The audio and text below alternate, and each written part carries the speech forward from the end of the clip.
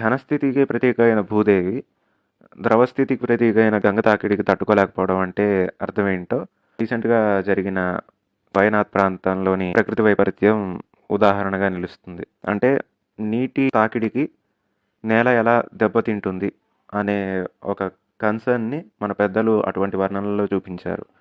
వయనాడ్ అనే ప్రాంతంలో సంవత్సరం పొడుగునా కురవాల్సిన వర్షంలోని 6% వర్షం ఒకే రోజు కుండపోత వానగా కురిసింది. అందువల్లే నేలలోని ఆ పటుత్వం అనేది పోయి కొండ చర్యలు విరిగిపడ్డాయని. కొత్త నదులు ఎందుకు ఏర్పడట్లేదు ఇప్పుడు? ఆల్రెడీ ఉన్న నదులే ఇంకిపోతూ ఉన్నాయి. ఉన్న పర్వత ప్రాంతాలే చదునైపోతున్నాయి మన మైనింగ్ యాక్టివిటీస్ వల్ల.